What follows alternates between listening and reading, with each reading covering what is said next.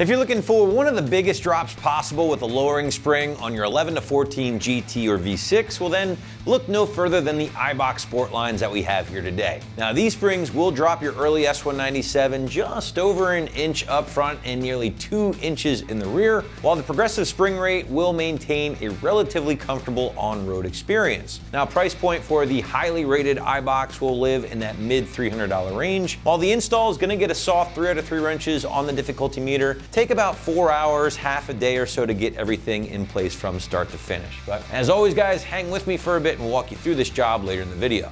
So the Eibach Sport lines have always been one of my go-to choices for Mustang owners who want to go low and want to stick with a lowering spring. Now because of that, they were a no-brainer for my best of list for the lowering spring category for all 11 to 14 cars. Now that's because they consistently offer one of the biggest drops in the spring category, and that certainly is the case here again when we're talking about the S197. Now the specific drops will vary a little bit guys depending on your car. For instance, V6s will see 1.1 inches in the front, 1.7 inch drop in the rear. GT Coupe owners will see 1.3 inch drop in the front, 2 inches in the rear. And then finally guys, convertible owners will see about 1.4 inches in the front, 1.5 inches in the back. Now, if you notice, the Sport lines, for the most part, do offer a bigger drop in the rear compared to other options on the site that might maybe drop the car evenly on all 4 corners. Now that big drop in the rear will make for more of a leveled look, eliminating some of the nose down rake, which some people do like, while others might prefer the old school muscle car stance with the rear end a little bit higher.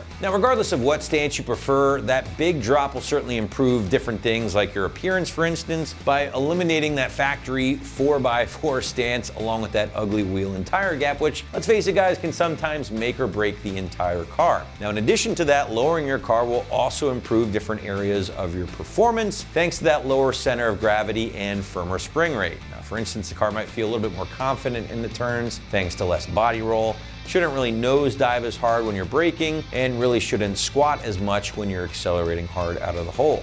But speaking of spring rates here guys, the Sport lines do again feature that progressive spring rate, and that's something you're gonna see with a majority of the aftermarket springs in the category, save for maybe a few hardcore performance springs which will use a more linear rate. Now the deal here is that these progressive springs with the Eibach Sport lines will progressively firm up the harder they are compressed. Now this way you're getting a slightly softer initial spring rate here guys, a little bit more comfortable, but once you really start rolling over onto those firmer rates, the springs start firming up a bit, and then at that point you're going to start reducing some of that body roll that we mentioned earlier. Now as far as your exact spring rates are concerned, well, owners will be looking at a starting rate of 183 pounds for the fronts, while the rears will range from 103 pounds on that initial rate all the way up to 217 pounds.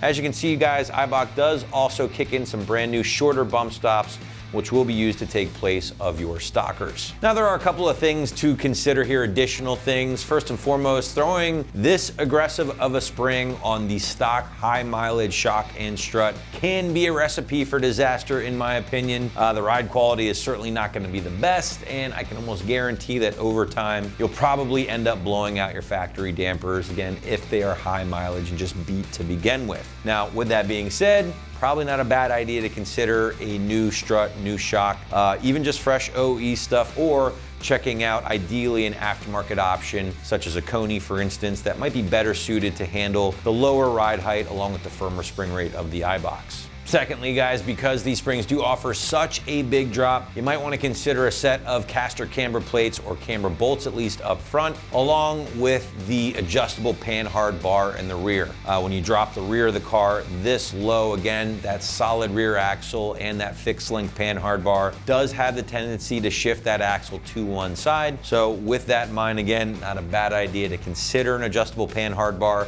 to recenter that rear axle after this big drop. But enough about all that. What do you say we switch gears and get into the installation process? Again, site's gonna call this one a soft 3 out of 3 wrenches on the difficulty meter here, guys. About 4 hours or so to knock out from start to finish. Listen, if you've done springs before on an S197, it's really not that bad. The fronts will no doubt be the more time-consuming part of the install. The rears, well, you're simply just gonna drop those sway bar end links, drop the rear axle altogether, pop the rear springs out, throw in the new Eibachs in reverse order, and you're good to go. But give you a better idea of just how things will go down at home, Feel free to check out our detailed walkthrough and tool breakdown now. Tools used for this installation: 3/8 electric impact gun, 1/4-inch drive ratchet, clip removal tool, ratcheting wrench, 18mm wrench, 13/16 socket, 1/4-inch drive 10mm, 8, 10, 13, 15, and 21mm sockets, and 1/2-inch drive impact gun. Hey guys, I'm going to walk you through the installation of our Eibach lowering springs on our 14 Mustang GT. So let's get started. First thing we're going to do in our uninstall is we're going to start by removing the 4 nuts up top. We're going to leave 2 tight. We're going to come back down and remove 2 bolts here that hold the strut in, a 10mm we have here for the brake hose, a push clip, and then we'll be able to remove the strut, take it over, put it on our spring compressor, and then install our new spring, and then come back and install. So we're going to jump into it by starting by loosening the bottom bolts, the 10mm and the 4 up top. So first thing we're going to do is I'm going to take my 18mm, put it on my sway bar nut, and then my 8mm on my 3/8 gun, and I'm going to remove this nut and remove our sway bar link from our strut.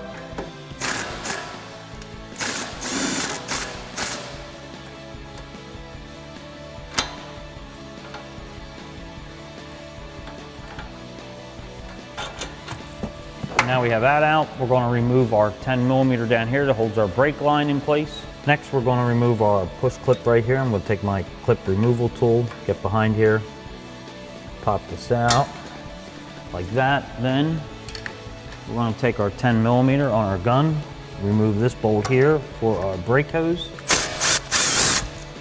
That'll get our brake hose out of the way. Next, we're going to take our 21mm, remove this nut here and this nut here. This holds our strut onto our spindle assembly. I'm going to take my 21mm on my 1/2-inch impact gun and break these 2 nuts loose.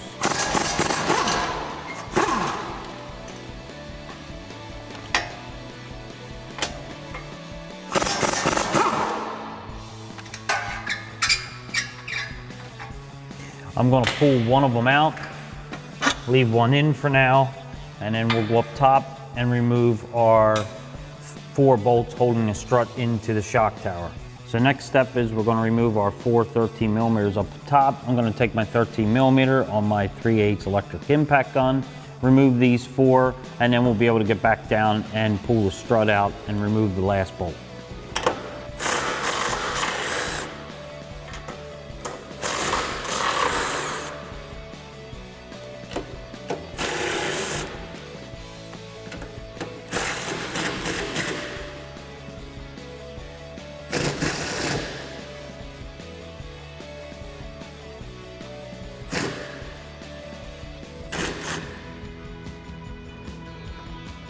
So I'm going to leave that in just for now until I remove the bolt down there, and then the strut is just about ready to come out.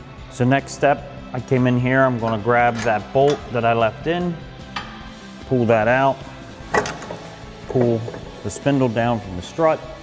I'm just going to lift it up, take off the 13mm that I left on up top, and remove the strut from the car. Now that we have our strut removed from our car, I brought this over to our strut spring compressor. Now if you're doing this at home and you don't have this tool here, you can use a clamshell spring compressor. Just be very careful. This is under a lot of pressure. So what I'm going to do is just take the pressure off the spring. And once I get it compressed a little bit and get it off the spring, I'm going to take my 21mm here. Now this is a tool that slides over top, holds the nut. And I'm going to take my 10mm here and get on the top of the strut. Once you get it started,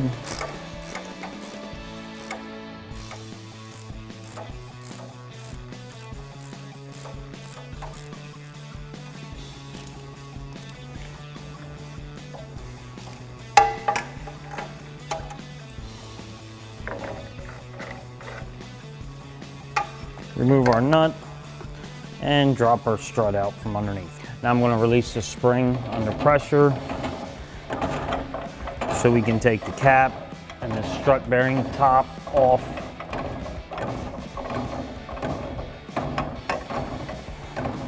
Because we're going to reuse that portion onto our new lowering spring.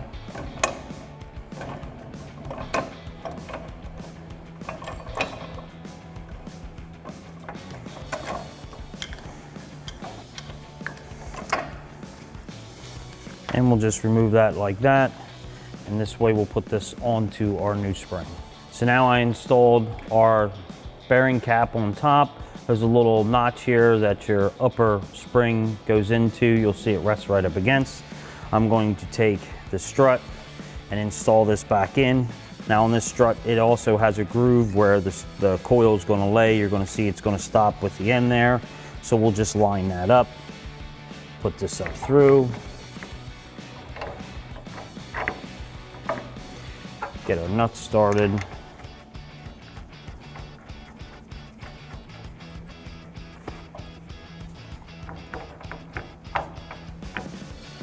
And that'll line up just like that.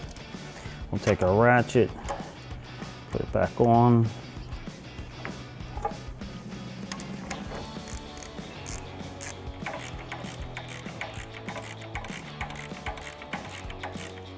Once I have it in place, I have that notch lined up. I'm gonna release the tension on the spring, let it seat down in there.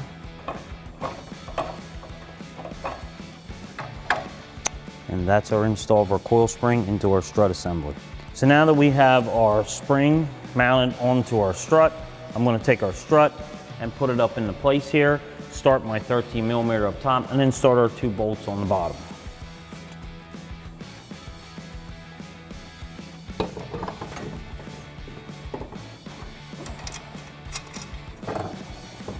So now I have 2 bolts started up top. I'm gonna take a strut, put it in place.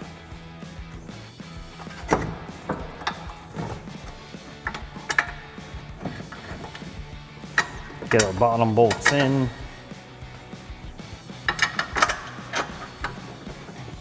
And once we got them in place, now we can start reinstalling our strut assembly. So now that we have our strut in place, I'm gonna start our 2 21mm nuts here. I'm gonna use my 1/2" air impact gun with my 21mm. Tighten these up a while.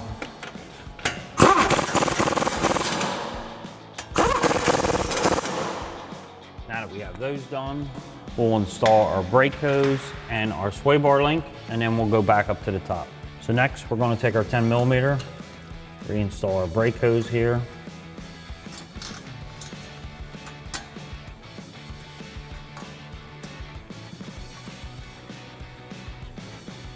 I'm gonna get that started.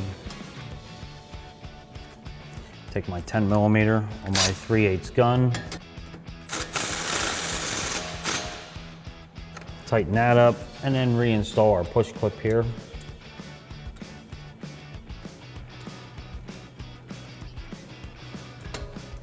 And once we have those done, now we'll reinstall our sway bar. So now we're going to take our sway bar, lift up on our strut a little bit, put our nut on.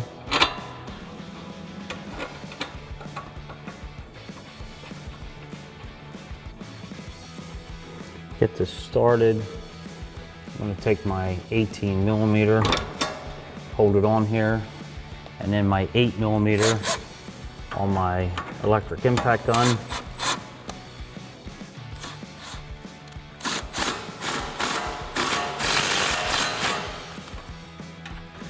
Tighten that up. Now we'll go up and tighten our 4 13mm up top.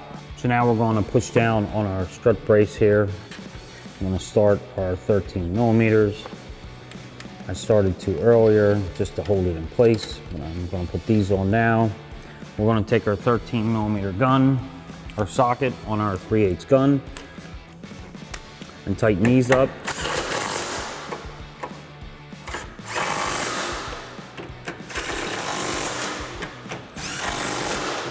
Now you're going to just want to repeat this whole uninstall and install procedure on the other side. Hey guys, I'm going to walk you through the steps of uninstall and installing our rear lowering spring. So let's get started. First thing we're going to do, if you're doing this in your driveway, you're going to want to jack your car up and support and make sure you get jack stands underneath. I have it on a lift and we have our pole jacks underneath holding the rear up. what we're going to do is loosen up our sway bars, take our shock bolts off, remove and lower our shocks, and then we'll drop the rear down and pull the coil springs out. First thing we're going to do now that we have our rear supported with our pole jacks is we're going to remove our sway bar bolt here that holds our sway bar link up into place. I'm going to put my 18 millimeter on the back here and my 15 millimeter on my 3/8 gun. We're going to remove this bolt here first.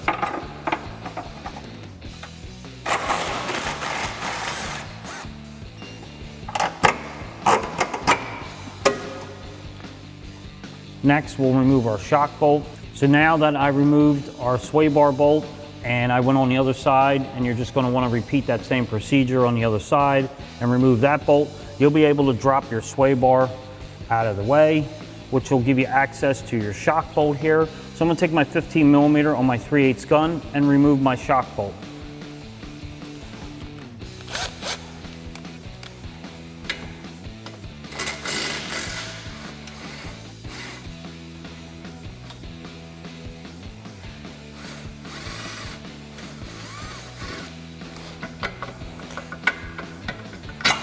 And now that I got that bolt out, you're going to want to repeat that same procedure on the other side. So now that we have our shock bolts out, we have our sway bar off, I'm going to start lowering our pole jacks down so we can remove our coil spring out from its pocket. I'm just going to drop it down. And then I'll go on the other side and drop this one down.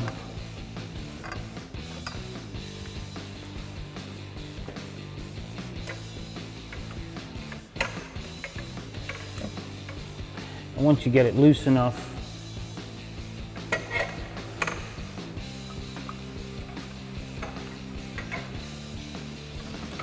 you'll be able to pull the coil spring out, and you're just going to want to repeat the same procedure on the other side.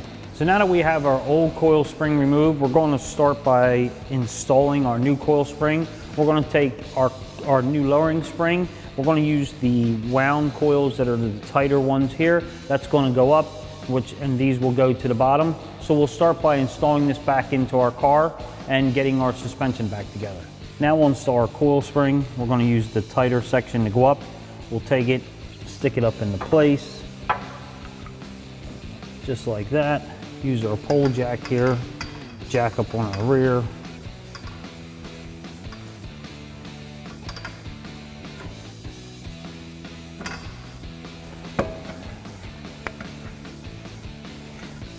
And we'll make sure it sits in the pocket where it's got to be.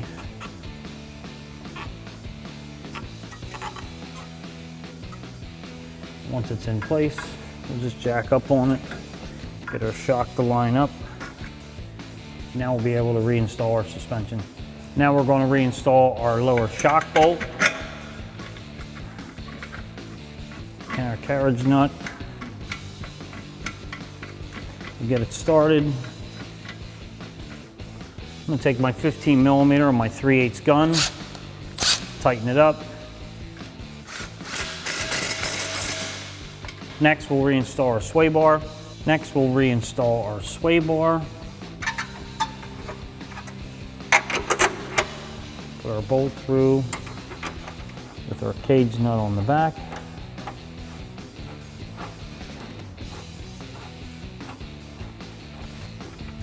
And take my 15 millimeter, my 3/8 gun again, tighten this one up. And now that we got that on, what you're going to want to do, lower your pole jacks down, repeat everything I did on this side, on the other side, and our rear installation is finished. That wraps up this review and install of our E-Box Sportline lowering springs for 11 to 14 Mustang GT and V6 Mustangs. Thanks for watching, and for all things Mustang, keep it right here at AmericanMuscle.com.